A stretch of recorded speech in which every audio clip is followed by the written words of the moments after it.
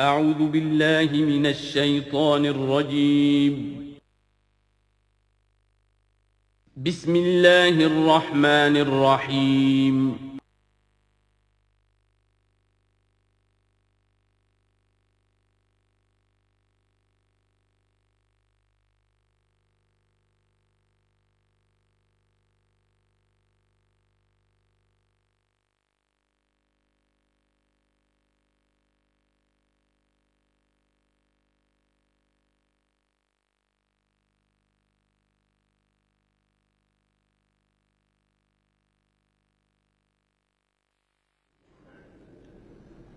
اما بعد فاعوذ باللہ من الشیطان الرجیم بسم اللہ الرحمن الرحیم حامیم والکتاب المبین انا جعلناہ قرآنا عربیا لعلکم تعقلون وقال تبارک وتعالی کما ورد فی سورۃ یوسف علیہ السلام الف لام را تلک آیات الکتاب المبین انا انزلناہ قرآنا عربیا لعلکم تعقلون وقال عز وجل کما ورد فی سورۃ الزمر قرآنا عربیا غیر ذی عوج وقال جل وعلا کما ورد فی اول سورۃ الکہف الحمد للہ الذی انزل علی عبدہ الکتاب ولم یجعل لہ عوجا صدق اللہ العظیم رب اشرح لی صدری ویسر لی امری واحلل عقدۃ من لسانی یفقہوا قولی۔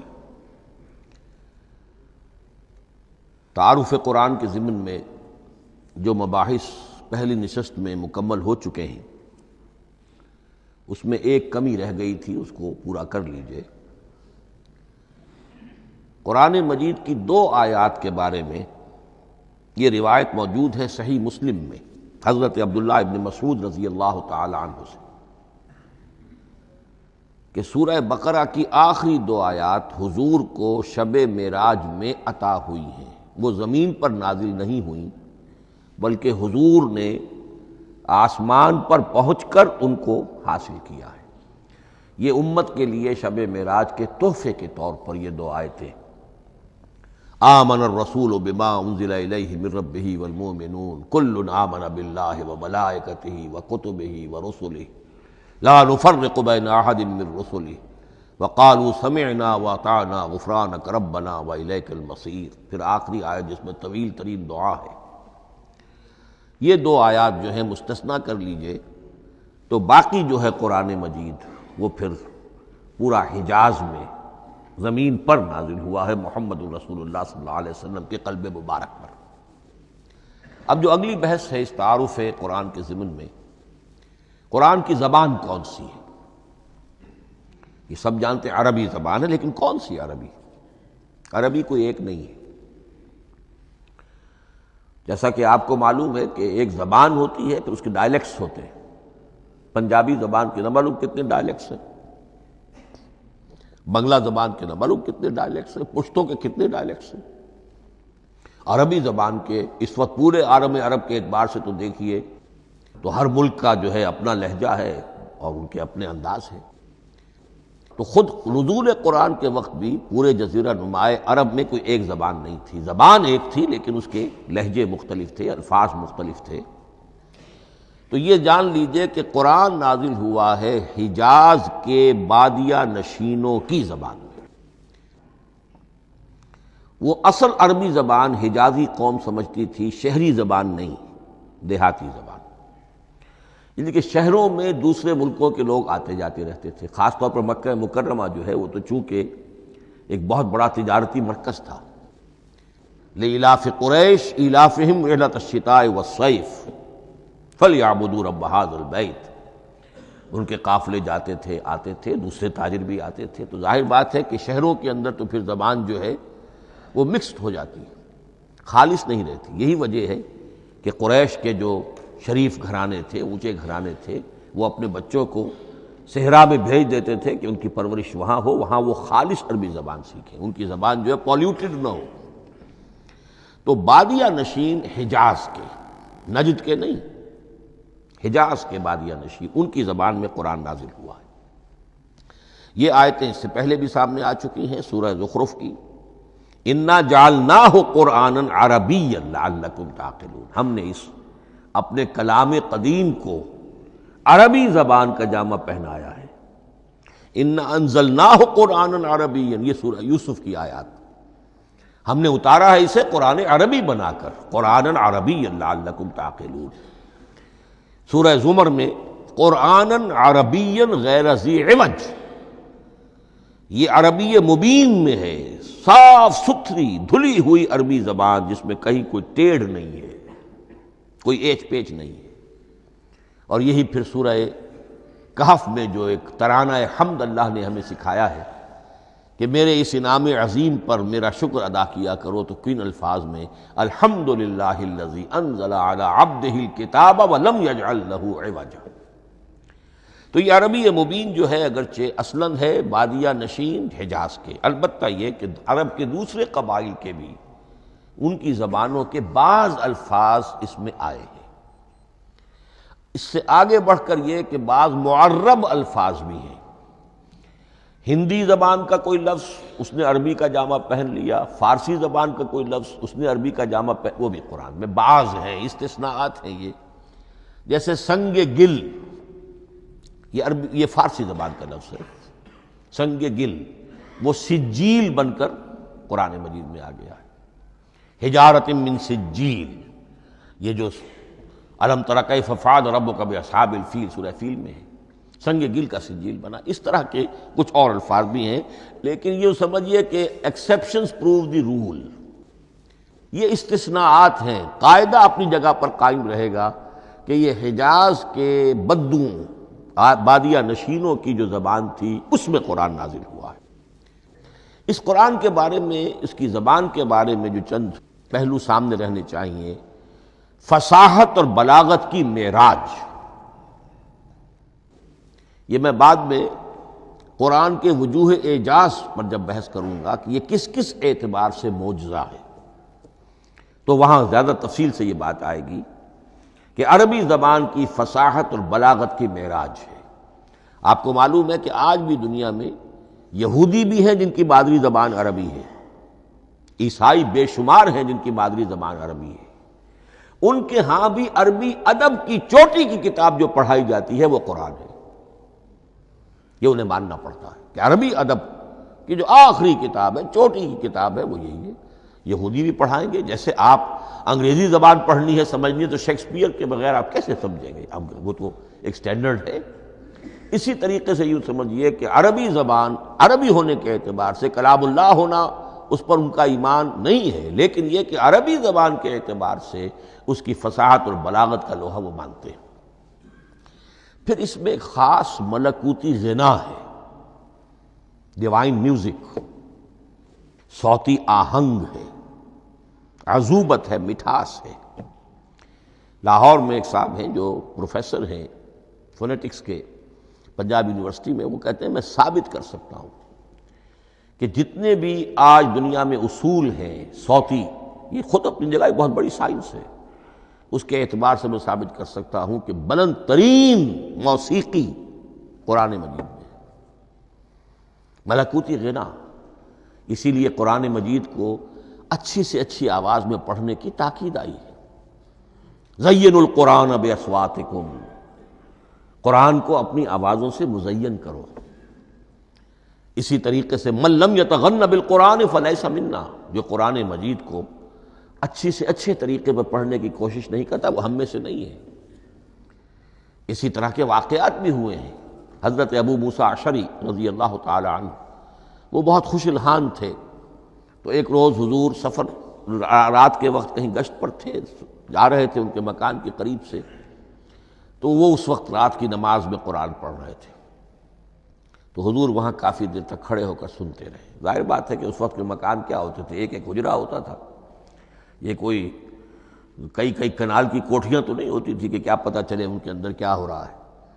وہ تو حضرت ابو بکر کے مکان کے پاس سے گزرتے تھے تو ان کی تلاوت سنتے تھے، حضرت عمر کے مکان کے قریب سے گزرے ان کی تلاوت سنی، حضرت عمر بلند آواز میں پڑھتے تھے، حضرت ابو بکر بڑی پست آواز میں پڑھتے تھے۔ حضور نے پوچھا کہ تم ایسا کیوں کرتے ہو؟ حضرت عمر نے کہا میں اس لیے کرتا ہوں، زور سے پڑھتا ہوں کہ شیطان بھاگ جائے۔ حضرت ابوبکر نے عرض کیا کہ میں اس لیے پڑھتا ہوں کہ جس کو میں سنا رہا ہوں وہ سنتا ہے، اس کو بلند آواز کی ضرورت نہیں۔ حضور نے کہا کہ ابوبکر تم ذرا اونچی کر لو آواز، اور عمر تم ذرا پست کر لو، ایوریج میں لے آؤ۔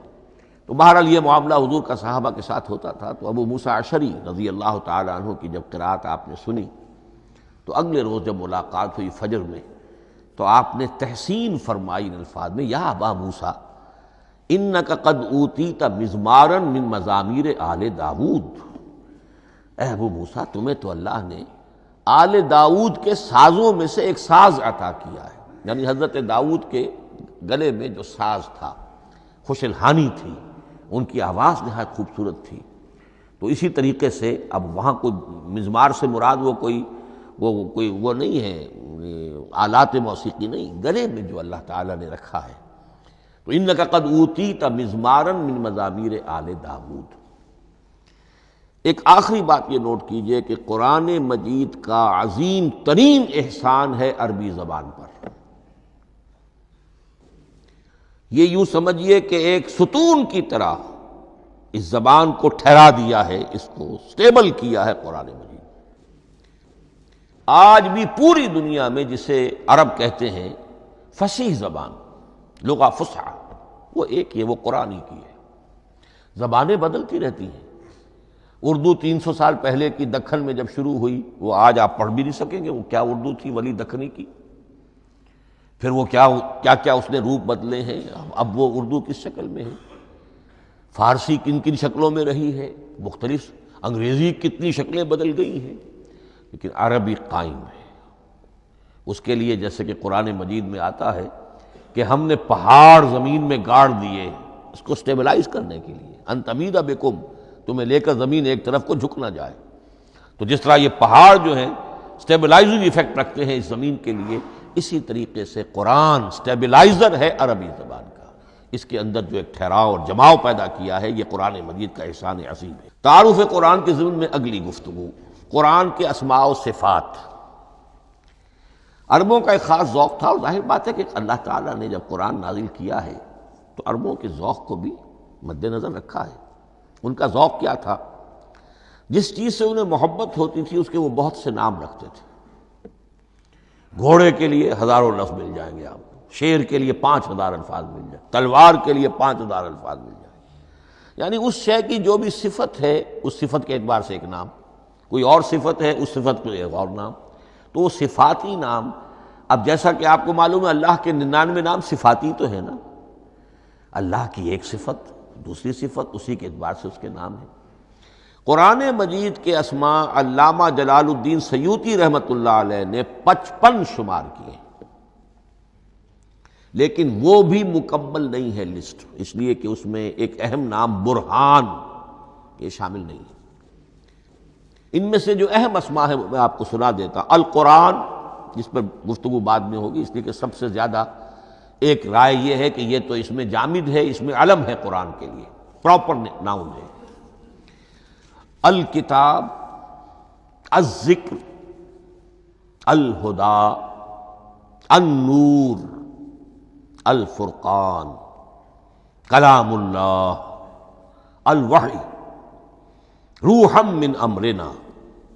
پھر اس کی صفات کے اعتبار سے الکریم، الحکیم، العظیم، المجید، المبین، رحمہ، العلی، بصائر، بشرا، بشیر، نذیر، عزیز، قرآن عزیز، بلاغ، بیان، احسن القصص، احسن الحدیث، موعظہ، شفاء، مبارک، مہیمن، قیم، مثانیہ، متشابہ۔ یہ میں نے آپ کو 23 نام بتائے ہیں، لیکن یہ کہ علامہ جلال الدین سیوطی نے 55 گنوائے۔ لیکن جو بحث دلچسپ ہے وہ یہ ہے کہ جو اس کے لیے لفظ القرآن ہے، اس کے معنی کیا ہیں اور یہ کس مصدر سے، کس مادے سے یہ لفظ بنا ہے؟ ایک رائے تو یہ ہے کہ یہ اس میں جامد ہے، یہ مشتق نہیں ہے، کسی مادے سے نکلا ہوا نہیں ہے۔ اور یہ بھی آپ نوٹ کر لیجئے، اللہ کے اسماء میں سے بھی ایک نام کو سمجھا جاتا ہے، وہ مشتق نہیں ہے، اس میں جامد ہے، اس میں علم ہے، اور وہ ہے اللہ۔ باقی سارے نام صفاتی ہیں، ایک نام، اس لیے اس میں ذات کہتے ہیں، اس کو اس میں ذات۔ لیکن یہ رائے متفق علیہ نہیں ہے، یہ کچھ لوگوں کی رائے ہے۔ ایک رائے یہ بھی ہے کہ یہ بھی اس میں علم نہیں ہے، یہ بھی مشتق ہے الہ سے۔ جیسے حکیم، یہ صفت ہے، الحکیم یہ اللہ کا نام ہو گیا۔ الہ ایک معبود، الالہ معبود برحق، الالہ وہ اللہ بن گیا، ایک رائے یہ۔ لیکن یہی اسی طریقے سے نوٹ کیجئے کہ قرآن مجید کے بارے میں بھی ایک رائے یہ ہے کہ القرآن اس میں علم ہے، پراپر ناؤن ہے، یہ جامد ہے، یہ مشتق نہیں ہے، کسی اور مادے سے نکلا نہیں۔ لیکن جو اکثریت کی رائے ہے، جس پر تقریباً اجماع ہے، وہ یہ ہے کہ نہیں، یہ اس میں جامد نہیں، اس میں مشتق ہے۔ لیکن پھر دو رائے ہیں کہ مادہ کیا ہے۔ ایک قرن، قاف را نون، اور ایک قرا، قاف را حمزہ، یہ دو مختلف مادوں کے بارے میں رائے ہے کہ قرآن ان سے نکلا ہے۔ قرن کہتے ہیں کسی چیز کا قریب ہو جانا، جڑ جانا، مل جانا۔ یہ حج کی جو تین شکلیں ہیں، حج تمتع ہے، حج قران ہے، اور حج افراد ہے۔ قران کیا ہے؟ ایک ہی احرام میں عمرہ بھی اور حج بھی دونوں کو جمع کر لیا جائے تو یہ حج قران ہے۔ اسی سے قران الصعدین کا لفظ استعمال ہوتا ہے۔ قرینہ اور قرائن جو ہے اسی سے الفاظ۔ امام فرا کی رائے یہ ہے کہ قرن سے یہ قرآن بنا ہے، اس لیے کہ اس میں بھی اللہ تعالیٰ کی آیات جمع ہو گئی۔ اسی طرح قرأ، قاف را اور حمزہ، اس قرات کا مصدر بھی بن جاتا ہے، جیسے رجحان، را جیم ہے، رجح سے رجحان، غفران، غفرانک ربنا، پروردگار ہم تیری مغفرت کے خواستگار ہیں۔ اسی طرح قرآن قرأ سے بنا ہے۔ مفعول جو ہے وہ مصدر کے معنی میں آ جاتا ہے، یعنی پڑھی جانے والی شے۔ اور ایک قرأ آتا ہے عربی زبان میں، قرأت الماء فی الحوض، میں نے پانی جمع کر لیا حوض کے اندر، بارش ہوئی، میں نے کچھ پانی حوض میں جمع کر لیا، قرأت الماء فی الحوض۔ اسی سے قریہ کا لفظ بنا، قریہ بستی کو کہتے ہیں جہاں لوگ جمع ہو کر رہتے ہیں، قریہ۔ تو اس معنی میں یہ قرآن جو ہے یہ جمع ہے اللہ تعالیٰ کی اسماء صفات اور اللہ کی ذات جو ہے اور اس کی آیات کا جامع ہے۔ یہ ہے لفظ قرآن کی بحث۔ اگلی بحث اور بڑی اہم ہے اور دلچسپ ہے، قرآن کا اسلوب کلام کس کیٹیگری میں فال کرتا ہے؟ قرآن کیا ہے؟ ایک شے کی تو سختی سے نفی کی اللہ نے، یہ شعر نہیں ہے۔ وما علمناہ الشعر وما ينبغی لہ، سورہ یاسین۔ ہم نے شعر تو انہیں سکھایا ہی نہیں، محمد الرسول اللہ کو صلی اللہ علیہ وسلم، اور وہ شعر ان کے شایان شان بھی نہیں ہے۔ شاعروں کے بارے میں سورہ شعراء میں چونکہ بالعموم شاعروں کے بارے میں جو بات کہی گئی ہے، وَالشُّعَرَاءُ يَتَّبِعُهُمُ الْغَاوُونَ أَلَمْ تَرَ أَنَّهُمْ فِي كُلِّ وَادٍ يَهِيمُونَ إِنَّهُمْ يَقُولُونَ مَا لَا يَفْعَلُونَ إِلَّا الَّذِينَ آمَنُوا۔ استثناء تو ہے کہ اچھے لوگ بھی ہوتے ہیں، لیکن اکثر و بیشتر شعراء کا معاملہ یہی ہے، ان کی پیروی کرتے ہیں وہی لوگ کہ جو حد سے گزرنے والے ہوتے ہیں، لا ابالیانہ انداز والے لوگ، غیر سنجیدہ لوگ پیروی کرتے ہیں۔ خود وہ بھی زمین و آسمان کے قلابے ملاتے ہیں، کبھی ادھر کی بات کبھی ادھر کی بات۔ اور تیسری بات یہ کہ عام طور پر جو کہتے ہیں وہ کرتے نہیں ہیں، انہم یقولون ما لا یفعلون۔ تو یہ شعر کی تو نفی کی گئی ہے۔ قرآن مجید جیسا کہ میں نے آپ کو سنایا تھا سورہ حاقہ کی آیات، انہ لقول رسول کریم وما ہوا بقول شاعر، یہ شاعر کا کلام نہیں۔ البتہ ایک بات نوٹ کیجئے، جسے آزاد شاعری، آزاد نظم کہا جاتا ہے، وہ میرا گمان یہ ہے، میں نے چونکہ ان چیزوں کا کوئی تحقیقی مطالعہ نہیں کیا ہے، کہ شاید وہ ہے ہی قرآن سے ماخوذ آزاد شاعری۔ اس میں وزن نہیں ہوتا، ردم ہوتا ہے۔ آزاد شاعری کے اندر ایک ردم ہوتا ہے، وزن نہیں ہے۔ ایک مصرع اتنا سا، ایک بڑا لمبا چوڑا، لیکن ردم رہے گا۔ یہ جو آزاد شاعری، بلینک ورس جس کو آپ کہتے ہیں، میرا گمان یہ ہے کہ شاید دنیا میں اس کا رواج قرآن کے بعد ہی ہوا ہو، اور قرآن مجید ہی کی نقالی میں یہ صنف جو ہے ادب کی وہ ایجاد کی گئی ہو۔ واللہ عالم، میں یہ بات دعوے سے نہیں کہہ سکتا، گمان ہے میرا۔ البتہ یہ کہ اب اس سے آگے چلیے، شعر نہیں ہے، نثر ہے، لیکن نثر کے اعتبار سے بھی کون سی کیٹیگری میں آئے گی؟ کیا یہ کتاب عام معنی میں جسے ہم کتاب کہتے ہیں وہ کتاب ہے؟ ایک تو وہ بات تھی نا جو اقبال کے حوالے سے میں نے آپ سے کہی، کتابیں نیست چیزیں دیگر است، اس وقت وہ بات نہیں میں کہہ رہا۔ عام کتابوں سے اس کا فرق کیا ہے؟ ایک کتاب ہوتی ہے، اس میں ہر چیپٹر میں ایک بحث مکمل ہو جاتی ہے، اگلے چیپٹر میں پھر لوٹا کر آپ پہلے چیپٹر کی کوئی بات نہیں کریں گے، پھر وہ بات آگے چلے گی، ابواب ہوں گے، ابواب میں مضمون کے مطابق مضمون آگے بڑھتا چلا جائے گا۔ کتاب کا یہ لازمی وصف ہے۔ قرآن مجید اس معنی میں کتاب نہیں ہے۔ اس میں قصہ آدم و ابلیس 7 جگہ آ رہا ہے، بار بار آ رہا ہے، سورہ بقرہ میں، سورہ اعراف میں، سورہ ہجر میں، سورہ بنی اسرائیل میں، سورہ کہف میں، پھر سورہ طٰہٰ میں، چلتے جائیے، سورہ صاد میں حضرت موسیٰ علیہ السلام کا قصہ کتنی مرتبہ آ رہا ہے۔ تو قرآن مجید اس کتاب کی کیٹیگری، اس کی ڈیفینیشن پر پورا نہیں اترتا۔ دنیا میں جو کتاب کا معیار ہے، عام اس کا جو اسلوب ہے، اس کی جو ڈیفینیشن ہے، ایک شکل ہوتی ہے مجموعہ مقالات، وہ بھی نہیں ہے۔ اس میں ہر مقالہ اپنی جگہ پر ایک مکمل شے ہوتی ہے، لیکن یہ کہ وہ دوسرے مقالات سے تو مختلف ہوگی، یہ مجموعہ مقالات بھی نہیں۔ اس کا اسلوب جو ہے وہ خطبے کا ہے، اوریشن،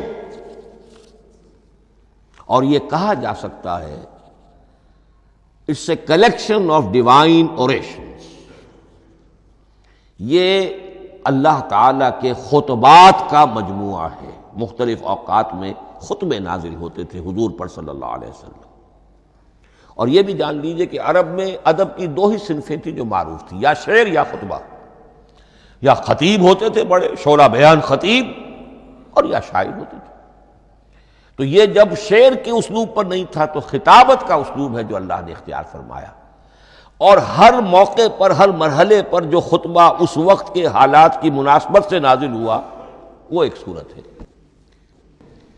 تو یہ ہے کلیکشن آف ڈیوائن اوریشنز، یہ اللہ تعالیٰ کے مجموعہ خطبات الہیہ اسے کہا جا سکتا ہے۔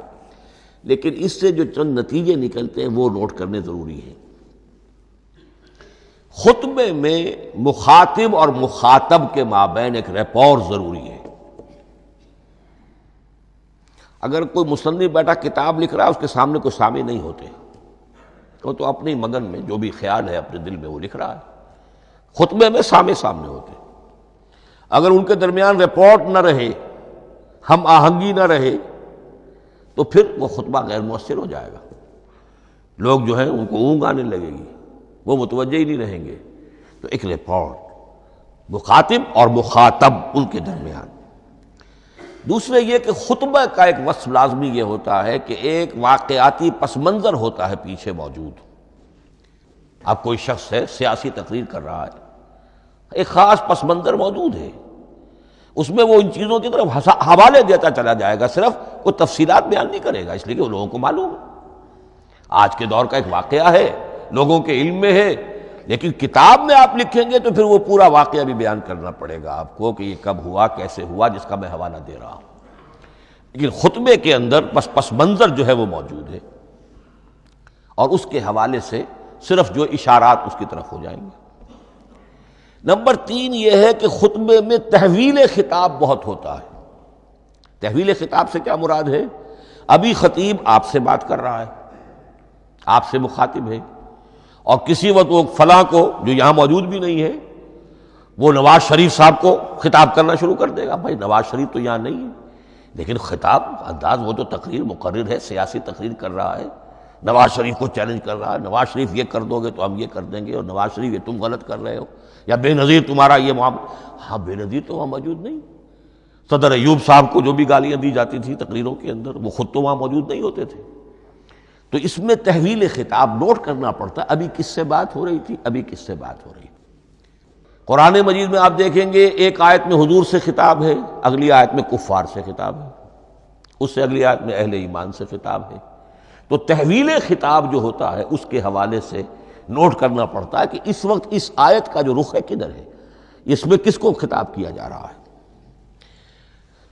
چوتھی بات یہ ہے کہ خطبے میں صرف عقل سے اپیل نہیں کی جاتی، جذبات سے بھی اپیل ہوتی ہے. اسی لیے خطابی انداز کہلاتا ہے. خطابی انداز میں لوگوں کے جذبات سے بھی اپیل کی جاتی ہے. جبکہ آپ ایک مقالہ لکھ رہے ہوں گے، اس میں جذبات کی بات نہیں آئے گی. ٹھنڈی ٹھنڈی عقلی باتیں، منطقی باتیں، دلیل صغرا کبرا جوڑیے، نتیجہ نکالیے، وہ لوگوں کے سامنے رکھیے، تصنیف ہے. لیکن خطبے کے اندر صرف عقل نہیں، جذبات سے بھی اپیل ہوتی ہے. اب یہ سارے اوصاف میں جو بیان کر رہا ہوں یہ سب قرآن مجید میں بتمام و کمال بدرجہ اتم موجود ہیں. اور آخری بات یہ کہ خطبے میں، اور یہ کہ یہ چیز مشترک ہے غزل میں بھی اور قصیدے میں بھی اور خطبے میں بھی، اس کا اول و آخر بہت جامع اور مؤثر ہونا چاہیے. اسی لیے مطلع مقطع یہ خاص طور پر ہوتے ہیں نا.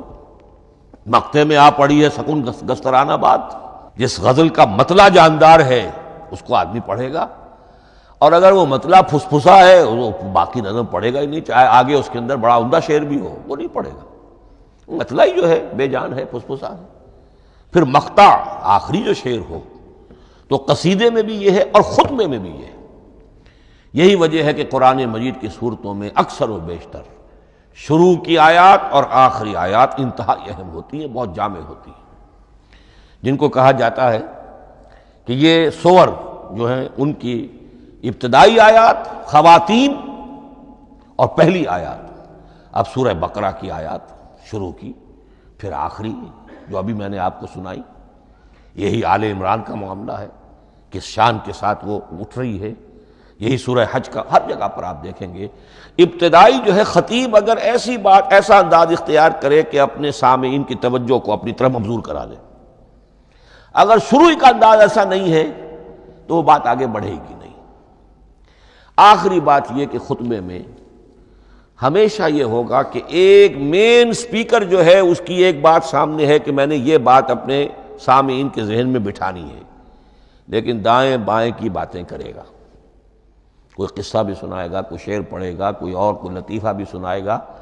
ہمارے ہاں کے جو بہترین خطیب جو ہوتے تھے وہ احراری حضرات جو ہے بہترین خطیب ہوتے تھے.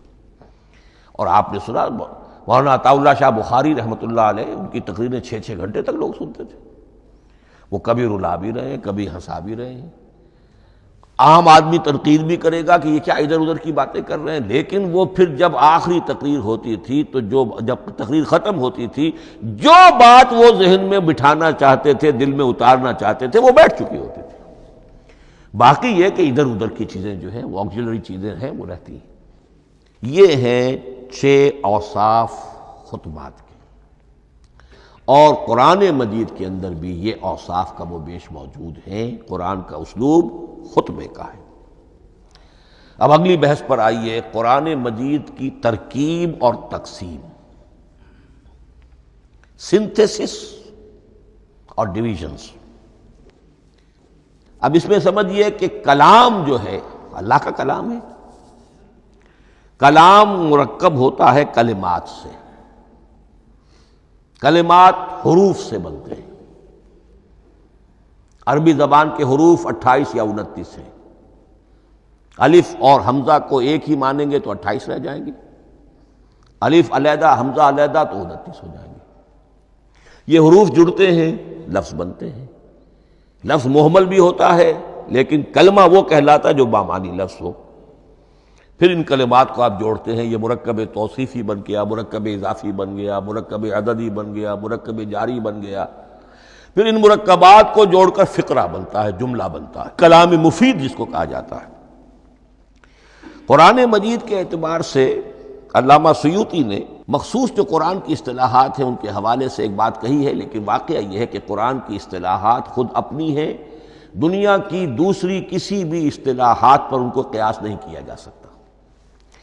لیکن جاہز چونکہ قدیم تھے، انہوں نے قرآن مجید کو کہا یہ دیوان کی شکل رکھتا ہے، جیسے کہ حافظ کا دیوان، کسی اور کا دیوان۔ سورتیں جو ہیں وہ قصیدوں کی شکل میں ہیں، بیت شعر آیت ہے، قوافی جو ہوتے ہیں شعروں میں قافیہ، وہ یہاں فواصل ہیں، آیت کے آخری حروف ایک دوسرے سے مشابہ ہوتے ہیں کہ جن سے پھر وہ صوتی آہنگ پیدا ہوتا ہے۔ الرحمن علم القرآن خلق الانسان علمہ البیان۔ اب یہ ایک فواصل جو ہیں وہ جڑتے چلے جاتے ہیں، ان میں آہنگ پیدا ہوتا ہے۔ لیکن حقیقت کے اعتبار سے پہلی بات یہ نوٹ کیجئے، قرآن مجید کی اکائی ہے آیت، اسے نہ آپ جملہ کہہ سکتے ہیں نہ فقرہ کہہ سکتے ہیں۔ انگریزی میں ہمارا چونکہ بائبل کے لیے بھی جب ورس کا لفظ آ جاتا ہے تو انگریزی تراجم میں، انگریزی تحریروں میں، مقالوں میں ورس قرآن مجید کی آیت کے لیے لفظ آ جاتا ہے، ورس نمبر فلاں، بالکل غلط ہے۔ قرآن کی آیت یہ اس کا اپنی اصطلاح ہے، اپنا مفہوم ہے۔ لغوی مفہوم کیا ہے؟ نشانی، آیت نشانی۔ قرآن کی ہر آیت اللہ کے علم اور حکمت کی نشانی ہے۔ اب قرآن کی آیتیں نوٹ کیجئے، صرف حروف پر بھی مشتمل ہے، الف لام میم حروف مقطعات اور آیت بن گئی۔ وہ مرکبات ناقصہ پر بھی مشتمل ہے، والعصر مرکب جاری ہے، حرف جار، آیت ہو گئی۔ پورے جملے پر بھی مشتمل ہے، ان الانسان لفی خسر، ایک جملہ ہے، اور 10 جملوں پر بھی مشتمل ہے۔ اللہ لا الہ الا ھو الحی القیوم لا تاخذہ سنۃ ولا نوم لہ ما فی السماوات وما فی الارض الی آخر الآیہ۔ آیت الکرسی کا انالیسس کیجئے، 10 جملے موجود ہیں اس میں۔ تو نوٹ کر لیجئے، یہ چیز توقیفی کہلاتی ہے، یہ کسی گرامر کے اصول پر نہیں ہے، کسی منطق کے اصول پر نہیں ہے۔ آیات قرآنیہ کی تعیین توقیفی ہے، یعنی حضور کے بتانے پر موقوف ہے۔ حضور نے بتایا والعصر، یہ آیت ہو گئی، آیت ہو گئی، ہم آیت مانیں گے۔ الف لام میم آیت ہو گئی۔ قاف حرف ایک ہے، یہ آیت نہیں ہے۔ نون ایک حرف ہے، آیت نہیں ہے۔ قاف والقرآن المجید ایک آیت بنی، نون والقلم وما یسطرون ایک آیت بنی۔ تو اس طریقے سے اس کو کہتے ہیں توقیفی، موقوف علیہ ہے حضور کے بتانے پر۔ اب اس میں روایات کا اختلاف ہو سکتا ہے کہ حضور سے کوئی روایت یہ ہو کہ یہ ایک آیت بنی یا 2 آیتیں بنی۔ مثلا بڑی اہم مثال آپ کو دے رہا ہوں، سورہ مزمل کی جو دوسرا رکوع ہے، پورا دوسرا رکوع، وہ 1 آیت شمار ہوتا ہے۔ اور میرا بڑا گمان رہا بہت عرصے تک کہ یہ 1 آیت نہیں ہو سکتی، یہ مختلف اوقات میں نازل ہوئی ہیں، 2 اوقات میں نازل ہوئی ہے۔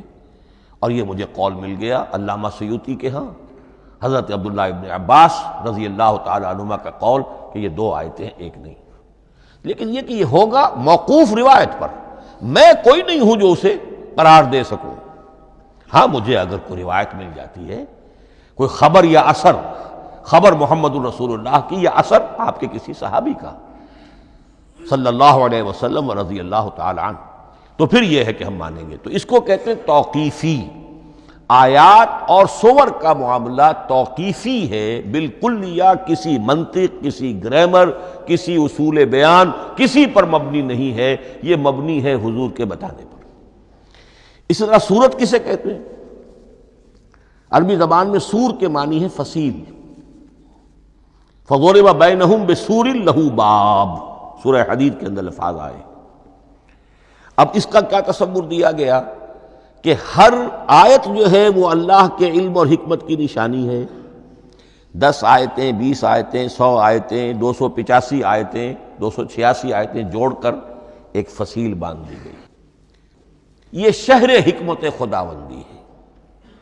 ایک نظم ہوتا ہے، جیسے آپ شہر کا ٹاؤن پلاننگ آج کا تو بہت بڑا فن ہے، بڑی اسپیشلائزیشن ہے. شہر کو پلان کرنا، اس کے اندر کیا کچھ ہونا چاہیے، کس طرح سے ہونا چاہیے. تو یہ سورت جو ہے یہ ایک یونٹ ہے قرآن مجید کی، اور اس کا جو لفظی معنی ہے فصیل، گویا کہ اس نے گھیرے میں لیا ہوا ہے ایک شہر معنی کو، علم و حکمت کے ایک شہر کے گرد یہ فصیل جو ہے پوری ہوئی ہے. اب اس میں نوٹ کر لیجئے جہاں تک، اچھا جیسے آیتیں چھوٹی بھی ہیں بڑی بھی ہیں، والعصر بھی آیت ہے، اور الف لام میم بھی آیت ہے، اور جیسا کہ میں نے عرض کیا آیت الکرسی بھی آیت ہے. اس طرح سورتیں چھوٹی بھی ہیں بڑی بھی ہیں. سورۃ العصر 3 آیتیں، سورۃ الکوثر 3 آیتیں، سورۃ النصر 3 آیتیں.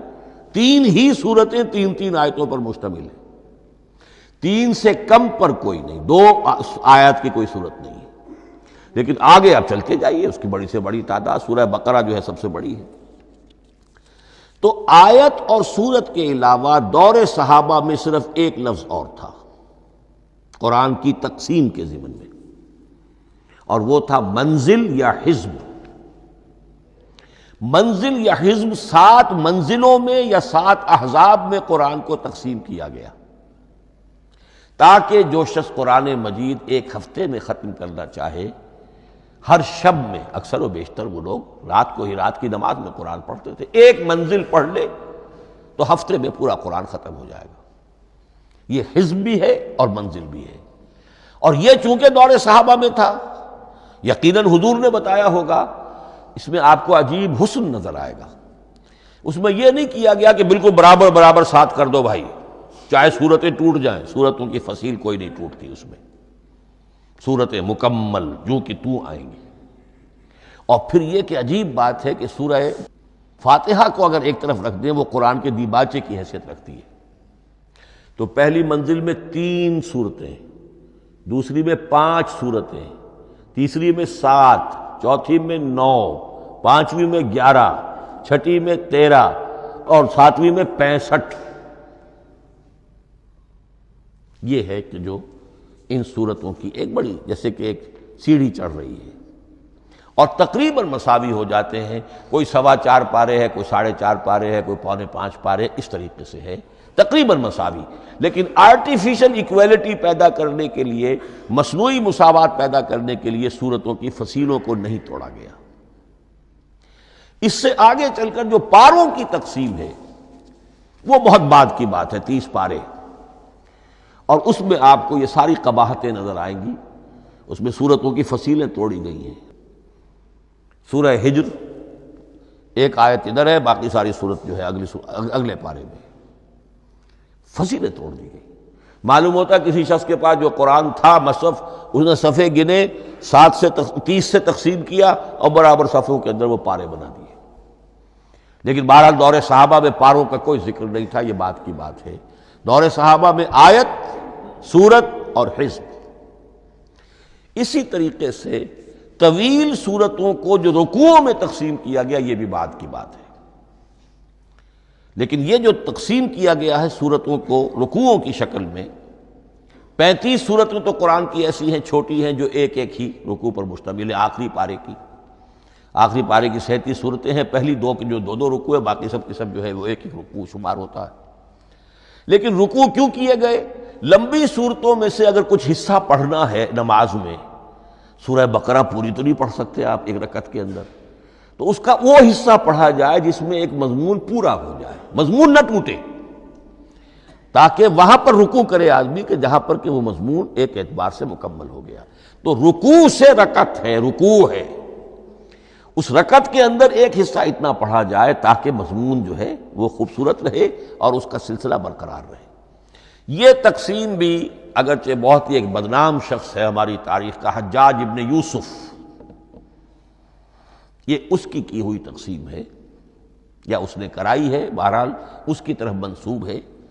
اور یہ بات ماننی پڑتی ہے کہ بڑے گہرے غور و فکر سے تقسیم کی گئی ہے، الل ٹپ نہیں ہے، بلکہ اس کے لیے واقعتاً غور کر کے جہاں وہ مضمون ختم ہوتا ہے، کہیں کہیں آپ اختلاف کر سکتے ہیں اور آپ کو حق حاصل ہے، اس لیے کہ یہ چیزیں توقیفی نہیں ہیں، یہ حضور کی بتائی ہوئی نہیں ہے، نہ رکوعوں کی تقسیم۔ اب سعودی عرب میں جو قرآن مجید چھپ رہے ہیں ان میں حزب ہو گئے ہیں، یعنی ہر پارے کو پارے برقرار رکھ کر 8 حزب بنا دیے انہوں نے، 4 حزب بنا دیے اور پھر نصف حزب کر کے 8 حصے کر دیے۔ تو یہ چیزیں جو ہمارے ہاں رکوع تو پاروں سے ادھر ادھر ہو جاتے ہیں، پارا بدل گیا رکوع وہی چل رہا ہے، اس لیے کہ رکوع میں مضمون کو پیش نظر رکھا گیا ہے، جبکہ پارے میں مضمون کو نہیں سامنے رکھا گیا۔ تو رکوع کا معاملہ جو ہے چاہے وہ حجاج ابن یوسف ہی نے کیا ہے، لیکن یہ کہ بہرحال وہ بہت صحیح ہے، اکثر و بیشتر، کہیں کہیں آپ اس سے اختلاف کر سکتے ہیں۔ تو یہ تو اس کا ہم نے آپ کے سامنے رکھا سنتھیسس۔ اب اگلا موضوع ہے ترتیب و تدوین کیسے ہوئی۔ ان علینا جمعہ و قرآنہ، ہمارے ذمے ہے اس کو جمع بھی کرنا اور پڑھوانا بھی، اور پڑھوانے میں ترتیب آ جائے گی لازماً۔ لیکن یہ کہ ایک بات تو اس میں بالکل متفق علیہ ہے، جس میں کسی شک و شبے کی گنجائش نہیں، قرآن کی ترتیب نزولی اور تھی، ترتیب مصحف اور ہے۔ ترتیب مصحف میں سورہ فاتحہ کے بعد سورہ بقرہ ہے، سورہ بقرہ نازل ہوئی ہے مدنی دور میں جا کر، پھر سورہ آل عمران ہے وہ بھی مدنی ہے، سورہ نساء ہے وہ مدنی ہے، سورہ مائدہ ہے وہ مدنی، پھر آئی ہے سورہ انفال اور سورہ توبہ۔ یہ سورہ انفال تو مدنی نہیں، سورہ انعام اور سورہ اعراف یہ ہے کہ جو مکیات ہیں، یہ کہ بھی مکی دور کی بھی آخری زمانے کی ہے۔ ابتدائی جو مکی صورتیں وہ سب سے آخری حصے میں ہیں، 29واں پارہ اور 30واں پارہ۔ تو ترتیب نزولی اور تھی، ترتیب مصحف اور ہے، اس میں تو کسی شک و شبے کی گنجائش نہیں۔ لیکن ہمارے ہاں اہل تشیع نے اس چیز کو بہت اچھالا ہے۔ ان میں سے بعض گروہ ایسے ہیں جن کا کہنا یہ ہے کہ اصل قرآن جو ہے وہ ترتیب نزولی کے مطابق تھا، یہ ترتیب تو عثمان نے کر دی رضی اللہ تعالی عنہ۔ حضرت علی کے پاس اصل قرآن جو ترتیب نزولی کے مطابق تھا موجود تھا، اور اب بھی ان کے خیال میں جو ان کے امام غائب جو ہیں چھپے ہوئے ہیں غار میں، تو ان کے پاس وہ نسخہ اصل حضرت علی والا موجود ہے، اور جب وہ ظاہر ہوں گے تو اصل قرآن لے کر آئیں گے۔ یہ سارے شیعوں کا قول نہیں ہے، لیکن یہ کہ ان میں بہت سے لوگ ہیں کہ جو ان باتوں کو مانتے ہیں۔ جہاں تک اس بات کا تعلق ہے کہ حضرت علی نے ترتیب نزولی پر کوئی مصحف جمع کیا ہو، اس میں کوئی اشکال نہیں ہے، اس لیے کہ علمی طور پر یہ ایک بڑی عمدہ ایکسرسائز بنتی ہے۔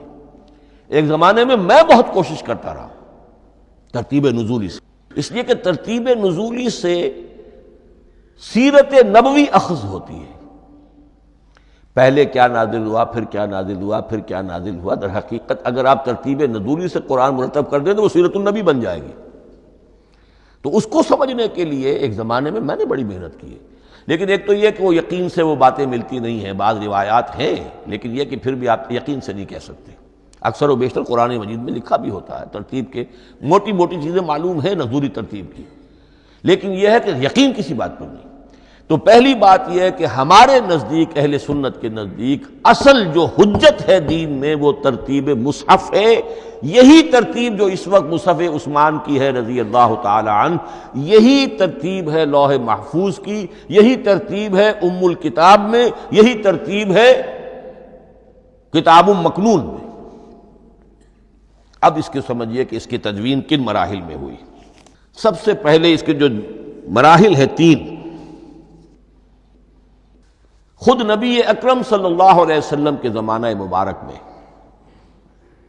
جمع اور ترتیب یہ ہو گئی، لیکن کتابی شکل میں نہیں، ما بین الدفتین نہیں۔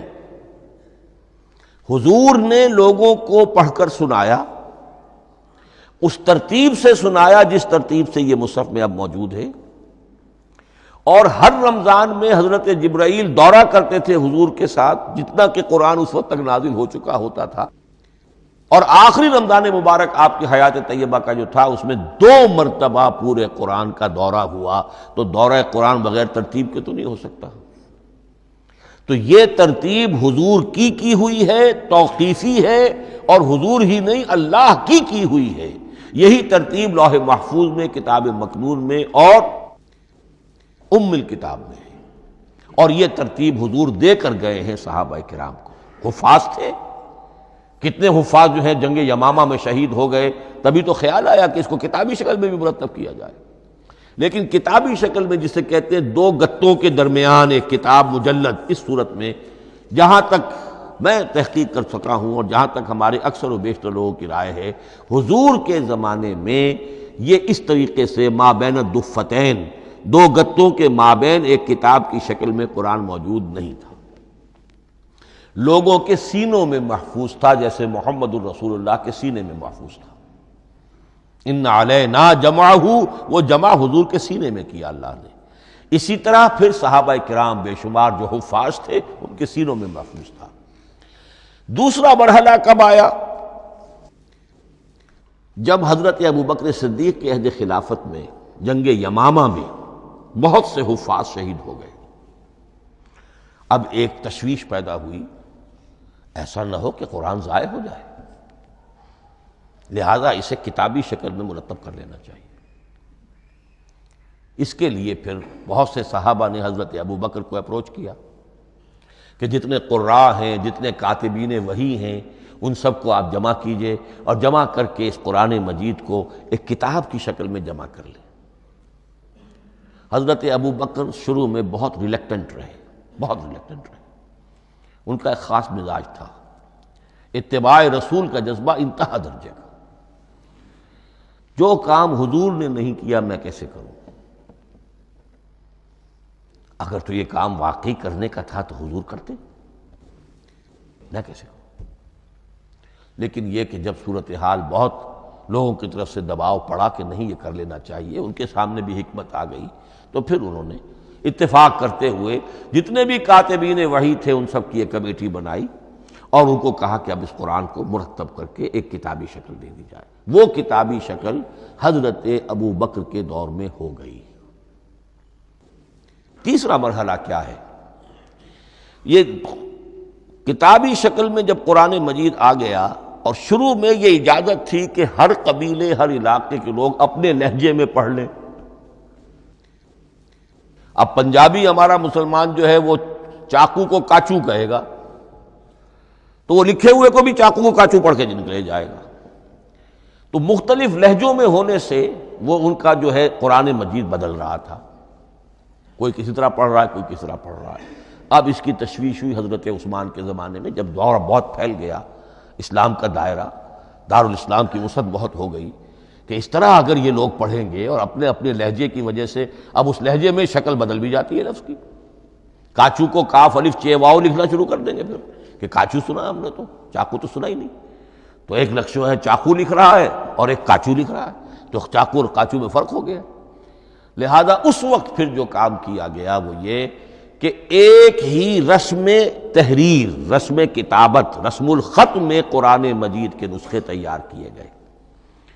اصل میں ایک بہت بڑا مغالطہ ہو جاتا ہے ہمارے جمعوں کے خطبوں میں، حضرت عثمان رضی اللہ تعالیٰ عنہ کے نام نامی کے ساتھ وہ قوافی جو ہیں ان کی مناسبت سے جامع آیات القرآن عثمان ابن عفان رضی اللہ تعالیٰ عنہ، غالب علی کل غالب علی ابن ابی طالب رضی اللہ تعالیٰ۔ اب یہ جو جوڑتے ہیں قافیے، تو حضرت عثمان کے نام کے ساتھ یہ قافیہ جوڑ دیا، اس سے لوگوں کو مغالطہ بھی ہوا اور دشمنوں نے ایکسپلائٹ کیا کہ اس کا مطلب یہ ہے کہ قرآن تو جمع ہوا ہے حضرت عثمان کے زمانے میں، اور حضرت عثمان کے زمانے میں اور حضور کے زمانے میں کم و بیش 15 سال کا فصل تو ہو چکا، گویا کہ قرآن مرتب ہی ہوا ہے حضور کے انتقال کے 15 برس بعد۔ پھر حضرت عثمان کی شخصیت کو خاص طور پر جو سبائی فتنہ اٹھا تھا اس نے ایک ڈسپیوٹڈ پرسنالٹی بنا کے رکھ دیا ہے، نہیں معاذ اللہ، کوئی شک نہیں، لیکن یہ کہ ایک فتنہ اٹھا، فتنۃ الکبریٰ، اور حضرت عثمان رضی اللہ تعالیٰ عنہ کو انہوں نے بدنام کیا، لہذا اس کے نام سے اور بٹا لگ گیا، یہ مصحف عثمان ہے۔ یہ ہے اصل میں وہ حماقتیں کہ جو ہوئی ہیں ہم سے، یہ قافیے ملانے کی وجہ سے، حالانکہ حضرت عثمان کی شان جو ہے وہ در حقیقت جامع آیات القرآن نہیں ہے، جامع الامت علی رسم واحد، پوری امت کو ایک رسم الخط پر جمع کرنے والی شخصیت حضرت عثمان کی ہے۔ مثلا اب دیکھیے مالک یوم الدین کس طرح لکھیں گے؟ میم لام اور کاف، میم الف اور لام اور کاف لکھیں گے آپ، یہ غلط ہو جائے گا۔ میم پر کھڑا زبر ہوگا اور اس کو مالک پڑھیں گے، میم پر اگر کھڑا زبر نہیں ہے پڑا زبر ہے تو ملک پڑھیں گے، اور قراتوں میں یہ دونوں موجود ہے، ملک یوم الدین بھی ہے اور مالک یوم الدین بھی ہے۔ اگر آپ نے میم الف لکھ دیا ایک قرات نکل گئی، اب وہ اس میں آ ہی نہیں سکتی، وہ تو مالک ہی پڑھا جائے گا۔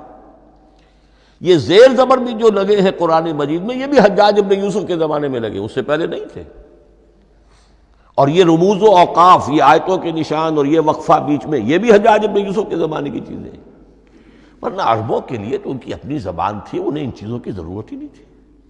آپ کو معلوم ہے پرانے زمانے کے جو منشی ہوتے تھے، انشاء پرداز، وہ جب خط لکھتے تھے تو اس میں نقطے وغیرہ نہیں لگاتے تھے۔ جس کو خط لکھا جا رہا ہے وہ توہین سمجھے گا کہ شاید مجھے جاہل سمجھا کہ نقطے بھی لگا کے بھیجا جا رہا ہے خط پر، گویا کہ میں تو سمجھ ہی نہیں سکتا بغیر نقطوں کے۔ تو یہ جو ہے پرانے جو شکستہ خطوط لکھے جاتے تھے ان کا یہ انداز تھا، لہذا کوئی نقطے وغیرہ نہیں تھے، یہ بھی بعد میں لگے۔ تو ملک یوم الدین، مالک یوم الدین، اس کی رسم آئے گا میم لام کاف، کھڑا زبر ہے مالک یوم الدین اور ویسے پڑا زبر ہے ملک یوم الدین۔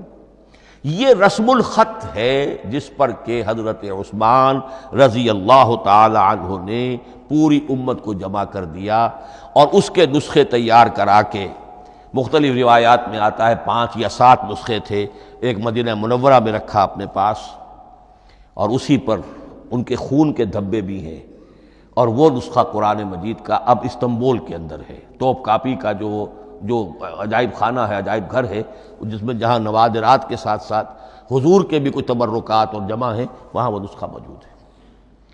اس میں انگلی جو کٹی تھی حضرت نائلہ جو ان کی اہلیہ تھیں، جب وار کیا گیا ہے حضرت عثمان پر، قرآن پڑھ رہے تھے، انہوں نے روکا اپنے ہاتھ سے تو ان کی انگلی کٹی اور اس کے خون کے قطرے جو ہیں وہ مصحف پر آئے۔ تو یہ وہ قرآن، پھر انہوں نے ایک مکہ مکرمہ میں، ایک دمشق میں، ایک کوفے میں، ایک یمن، ایک بحرین، ایک بصرہ، مختلف جگہوں پر وہ آفیشل ورشن قرآن کا صرف رسم الخط اسکرپٹ کے اعتبار سے۔ لیکن اب پھر نوٹ کر لیجئے، قرآن مرتب ہو چکا، مدون ہو چکا دور نبوی میں، لیکن کتابی شکل میں نہیں، سینوں میں محفوظ۔ دور خلافت ابی بکر میں وہ کتابی شکل میں لایا گیا، اور اس کے لیے پھر بحث ہوئی کہ اب اس کا نام کیا رکھا جائے۔ اس کے لیے کئی نام تجویز ہوئے، سفر بھی، انجیل بھی، وغیرہ وغیرہ، لیکن پھر اس کو حضرت عبداللہ ابن مسعود رضی اللہ تعالی عنہ نے اہل حبشہ سے استشہاد کرتے ہوئے مصحف نام رکھا، مصحف۔ یہ مصحف بن گیا حضرت ابوبکر کے زمانے میں، لیکن مصحف کی قرأت کے جو فرق ہو رہے تھے تو وہ لکھنے کے اندر بھی فرق آنا شروع ہو گیا۔ اس کو دور کیا حضرت عثمان نے، اس کا آفیشل ورشن تیار کروایا، ایک رسم الخط پر پوری امت کو جمع کر دیا، باقی جو نسخے تھے انہیں آپ نے پھر ضائع کر دیا، تاکہ کوئی اور یہ نہ رہے کہ اب یہ بھی ایک تھا پرانا نسخہ نکل آیا، اس میں تو یہ لفظ اس طرح لکھا ہوا ہے۔ تو جامع الامت علی رسم واحد، ایک ہی رسم الخط پر پوری امت کو جمع کرنے والی شخصیت وہ حضرت عثمان کی ہے رضی اللہ تعالی عنہ۔ بہرحال یہ نوٹ کیجئے کہ یہ مرحلہ بھی حضرت عثمان کے زمانے میں، تو یوں سمجھیے کہ حضرت عثمان کا پورا عہد بھی آپ جوڑ لیں تو آپ کی جو شہادت ہے وہ تقریباً یوں سمجھیے کہ حضور کے انتقال کے وہ 25 برس بعد ہے، گویا ربع صدی کے اندر اندر حضور کے انتقال کے بعد، چوتھائی صدی کے اندر اندر سارے مراحل طے ہو گئے۔ یہی وجہ ہے میں نے شروع میں آپ کو بتایا تھا کہ پوری دنیا یہ مانتی ہے کہ آج جو قرآن مسلمانوں کے پاس ہے یہ ہے وہی جو محمد عربی صلی اللہ علیہ وسلم نے اپنی امت کو دیا تھا۔ یہ دوسری بات ہے کہ ہم سمجھتے ہیں کہ محمد عربی صلی اللہ علیہ وسلم کو یہ اللہ کے کلام کی صورت میں حضرت جبرائیل نے پہنچایا تھا، وہ اس کو نہیں مانتے۔ لیکن یہ حصہ اس کا ماننے پر مجبور ہیں کہ وہ اصل قرآن اپنی اسی انٹیگریٹی کے ساتھ، اپنے پوری پیور، اس کا جو بھی ہے ٹیکسٹ پیور ہے اور اس کی انٹیگریٹی میں کوئی شک و شبہ کی گنجائش نہیں ہے کہ یہ وہی شے ہے جو محمد نے اپنی امت کو عطا فرمائی تھی صلی اللہ علیہ وسلم۔ ایک آخری بات، چل میرے پاس 3 منٹ ہیں، یہ جو میں نے آپ کو ترتیب بتائی تھی قرآن کی، آیتیں، سورتیں، پھر حزب، اب اس میں ایک شے نوٹ کر لیجئے۔ آیت اللہ تعالیٰ کے علم و حکمت کا ایک نمونہ ہے۔ آیتوں کو جوڑ کر جب سورت بنائی تو آیتوں کے اندر جو ربط ہے، اس ربط آیات سے ایک اور معنی، ایک اور حکمت کا دروازہ کھلتا ہے۔ جیسے موتی ہے، ہر موتی بڑا خوبصورت ہے، لیکن جس ترتیب سے آپ نے پرویا، اس کو دھاگے میں ہار بنایا، اس ترتیب سے اس کا حسن دوبالا ہو جائے گا۔ ہر موتی کا اپنی جگہ پر ایک حسن ہے، لیکن اس ترتیب کی وجہ سے اس کے حسن کا ایک اور پہلو ظاہر ہوگا۔ اسی طرح قرآن مجید کی صورتوں میں ربط آیات بہت اہم ہے۔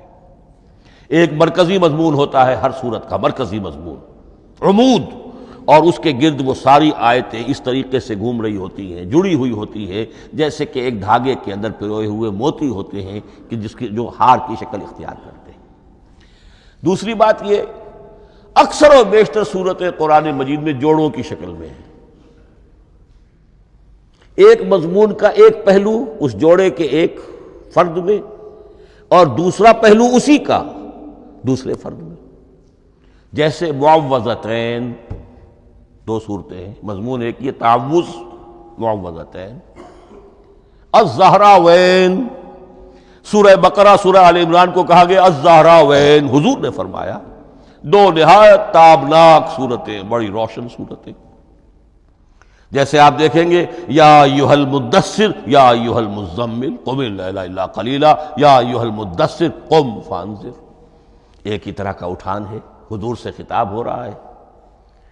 سورۃ الضحیٰ، سورۃ الانشراح، یہ تمام جوڑوں کی شکل میں۔ اسی طرح سورہ طلاق، سورہ تحریم، یا ایھا النبی اذا طلقتم النساء فطلقوہن لعدتہن یا ایھا النبی لم تحرم ما احل اللہ لک تبتغی مرضات ازواجک۔ شوہر اور بیوی کے درمیان تعلق یا تو اتنا گہرا ہو جاتا ہے کہ ایک دوسرے کے لحاظ میں وہ حدود خدابندی ٹوٹنے لگے، بیوی کی وجہ سے آپ نے کسی حرام شے کو حلال کر لیا یا حلال کو حرام کر لیا، بیوی کو ناپسند ہے وہ شے، تو حضور سے ذرا سا یہ ہو گیا تھا معاملہ۔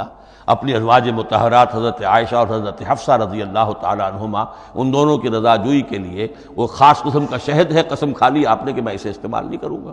لما تحرم ما احل اللہ لک، اے نبی آپ کیوں حرام کرتے ہیں اپنے اوپر وہ شے جو اللہ نے آپ کے لیے حلال کی ہے؟ تبتغی مرضات ازواجک، اپنی بیویوں کی رضا جوئی میں۔ یہ ایک انتہا ہوئی۔ دوسری انتہا کیا ہے؟ میاں اور بیوی میں اتنا بودھ ہو جائے کہ طلاق تک نوبت آ جائے۔ تو سورۃ التحریم ایک انتہا کو بیان کر رہی ہے، سورہ طلاق اگلی اس کے ساتھ جڑی ہوئی وہ دوسری انتہا کو بیان کر رہی ہے۔ سورہ صف حضور کے مقصد بعثت کو بیان کر رہی ہے، سورہ جمعہ آپ کے طریقہ کار کو بیان کر رہی ہے۔ اس طرح قرآن مجید کی اکثر و بیشتر صورتیں جو ہیں وہ جوڑوں کی شکل میں ہیں۔ میرا خیال یہ ہے کہ وقت ختم ہو گیا ہے، اس مضمون کا تھوڑا سا حصہ باقی ہے، وہ انشاءاللہ میں اگلی نشست میں لوں گا۔ بارک اللہ لی ولکم فی القرآن العظیم ونفعنی وإیاکم بالآیات والذکر الحکیم۔